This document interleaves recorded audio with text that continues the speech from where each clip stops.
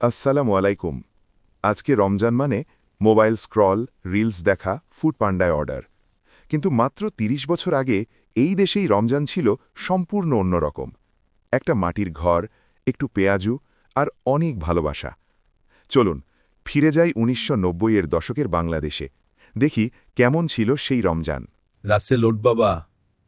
আর একটু আব্বা। আর একটু নাই, ওঠ।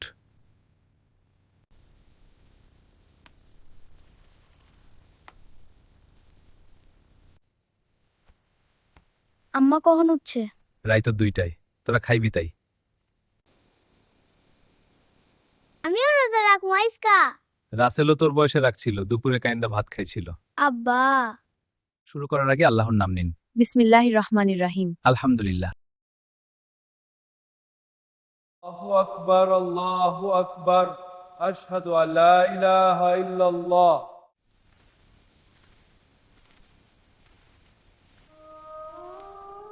আল্লাহু আকবার।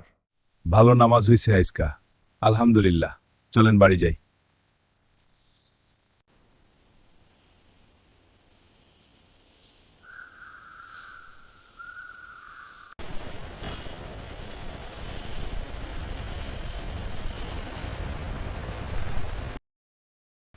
ভাই গরমে জান যায়। রোজার মাস ভাই, সবুর করেন।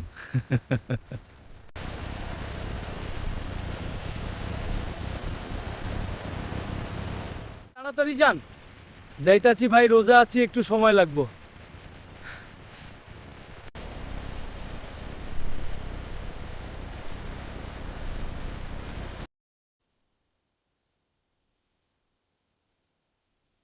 আসেন আসেন, তাজা ইফতার।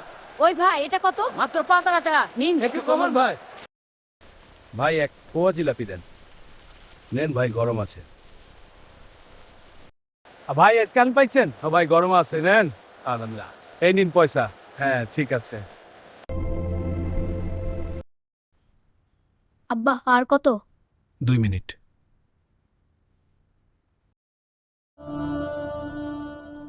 বিসমিল্লাহ।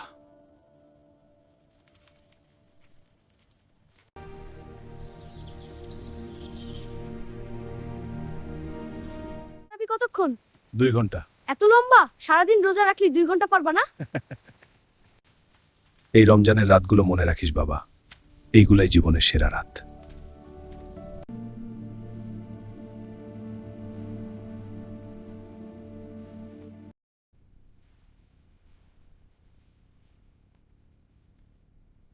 সেই রমজানে ফুড পান্ডা ছিল না, রিলস ছিল না, এসি ছিল না, শুধু ছিল একটা মাটির বাড়ি, একটু পেঁয়াজু আর অনেক অনেক ভালোবাসা। আপনার আব্বা বা দাদার কাছে একদিন জিজ্ঞেস করুন, তিনি বলবেন সেই রমজানের গল্প। সেই গল্পটাই আসল সম্পদ। আপনার পরিবারের পুরনো রমজানের কোনো স্মৃতি আছে? নিচে কমেন্ট করে জানান। ভিডিওটা ভালো লাগলে লাইক দিন আর শেয়ার করুন আপনার পরিবারের সাথে। আসসালামু আলাইকুম।